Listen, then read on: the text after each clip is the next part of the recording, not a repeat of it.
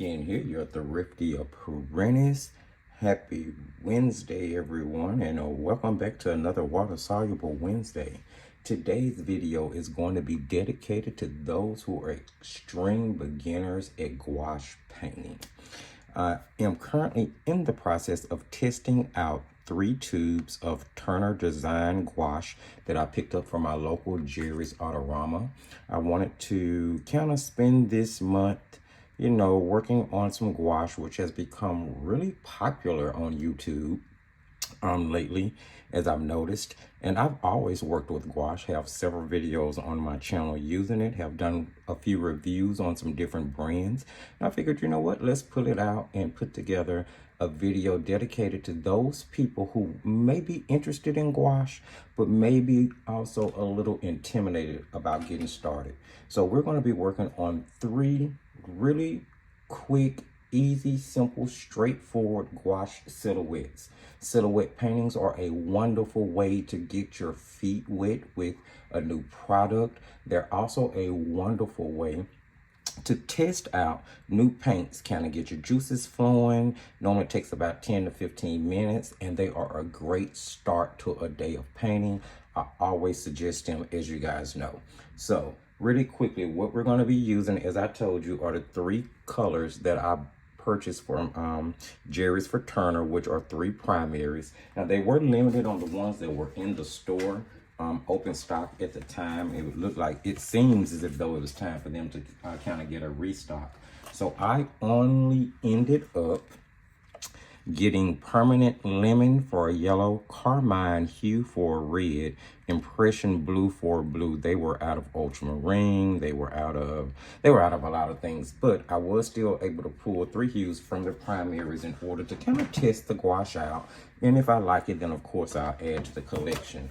I'm going to be painting on this jumbo artist pad of B paper company, Be Inspired paper, which I picked up from Walmart. It's a really super straightforward, economical, very super budget friendly starter student grade type paper.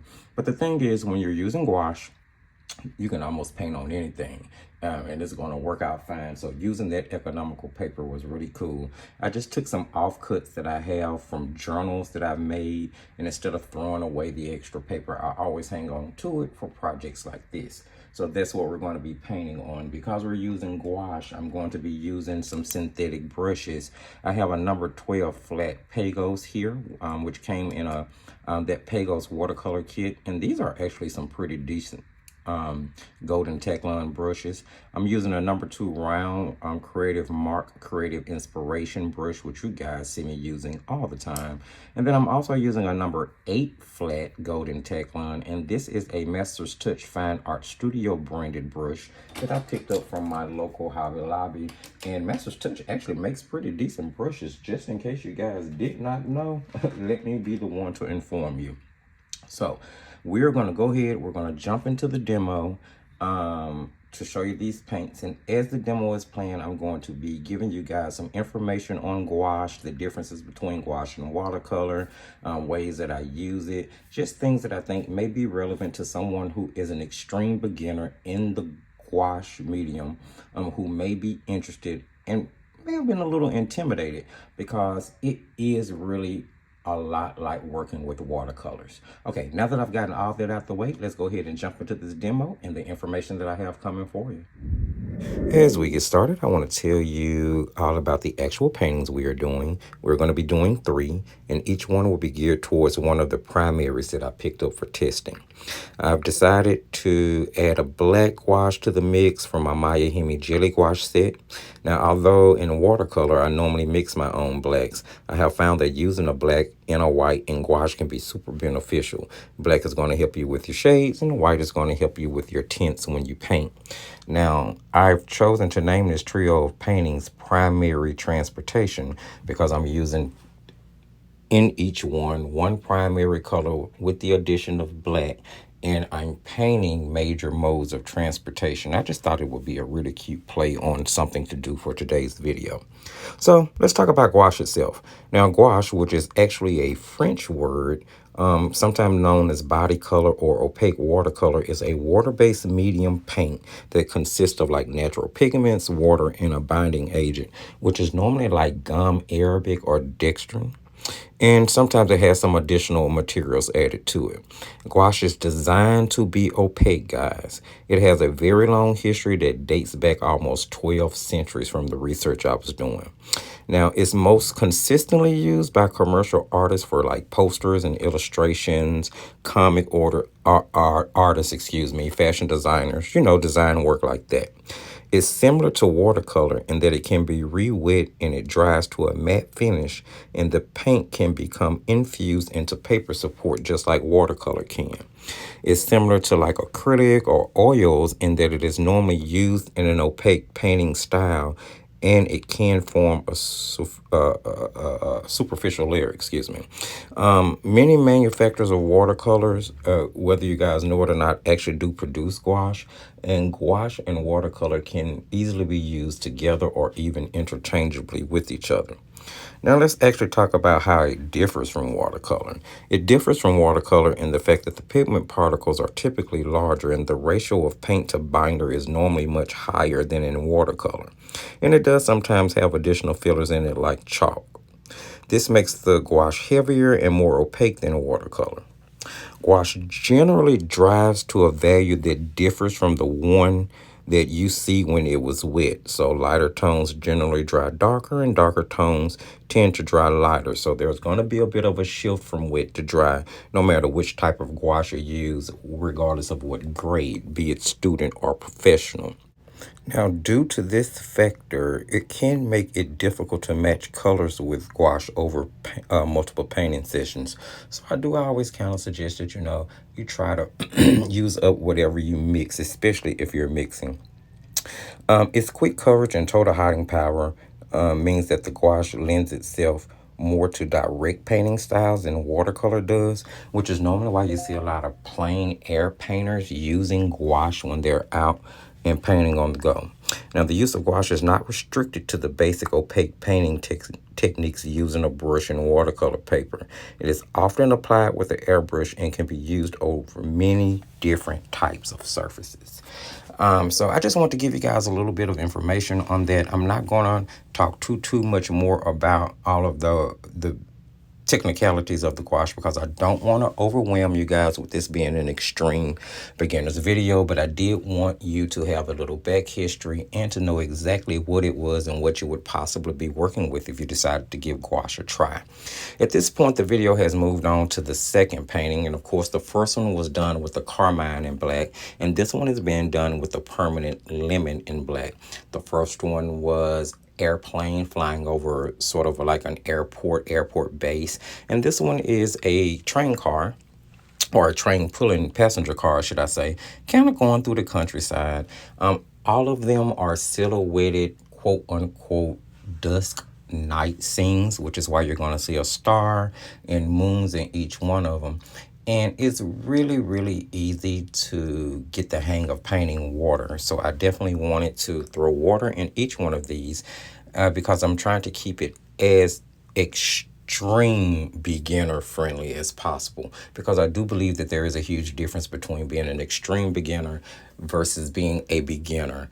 And I had to learn that the hard way, which is one of the reasons I decided to put this video together. Now, although it's not necessarily real time, I do feel like I'm able to give you all of the relevant information you would need to make a decision about whether or not gouache is something that you want to delve into and give a try if you've never done it. Or maybe you have tried it once or twice and you weren't quite sure what you could do with it. I feel like these paintings are going to be great practice to help you get the hang of working with gouache, especially when it comes to water control. Unlike watercolor, gouache will dilute itself or lose some of its opacity with the more water you add. And it is actually meant to be used in a thicker form. Now, it can be layered. Of course, you want to put your more watery layers down first, allowing them to dry before you try to layer it with, like, the thicker paint straight from the tube or straight from your jelly cup. Now, You can water it down completely and use it as an opaque watercolor without ever, using it in a thicker form. So it's always something to consider. Now, you will see here that I allowed my 3 primaries to dry out.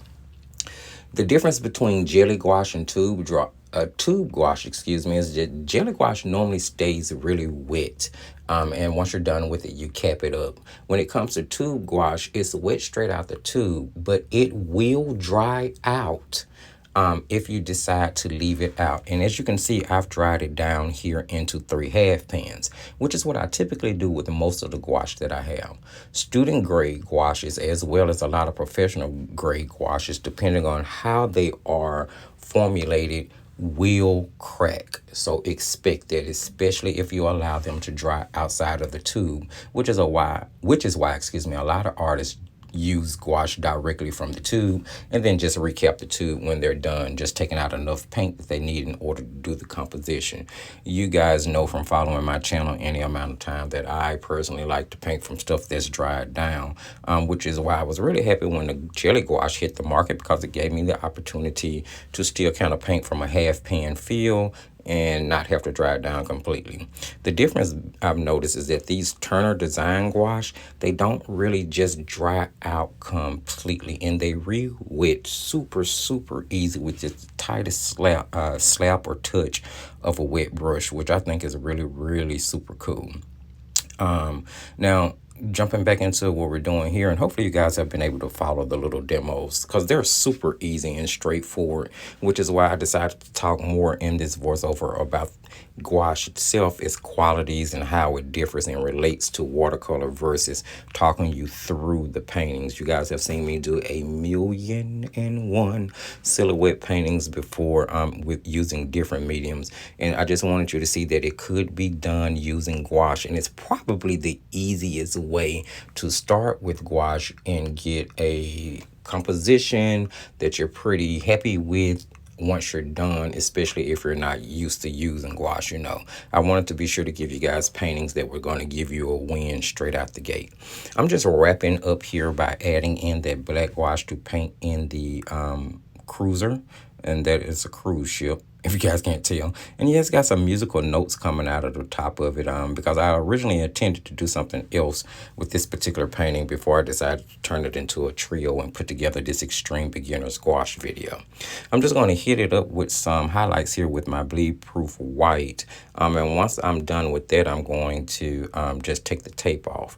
That's going to pretty much bring us to an end of the actual demo section of this video.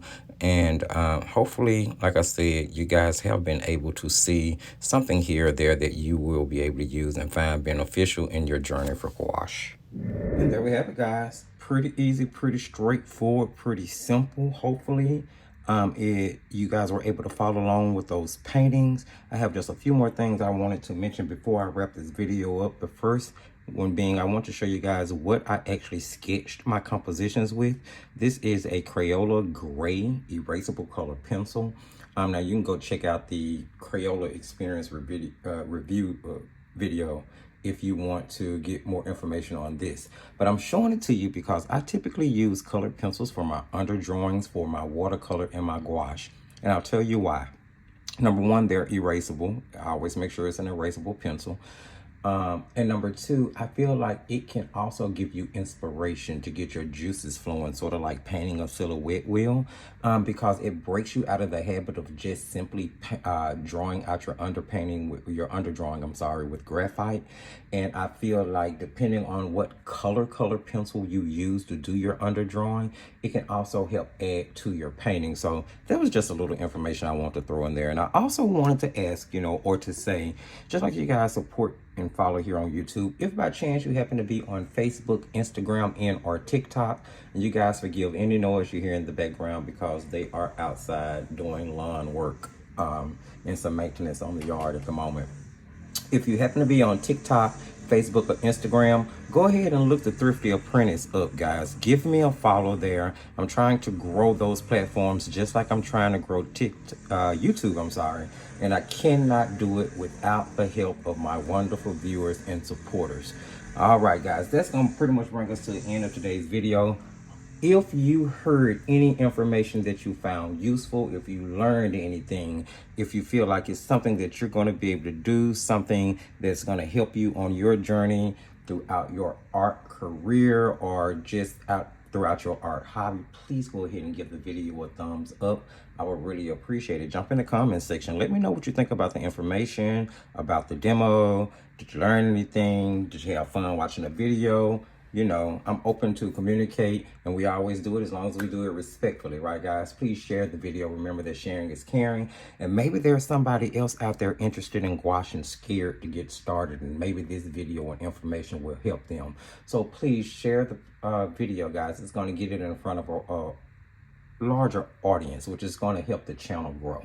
Keep in mind, you can hit up the video description for all of the relevant links. You're going to get the Facebook page, the Instagram page, and the TikTok page, where you can go directly there and follow those. Please, please, please do.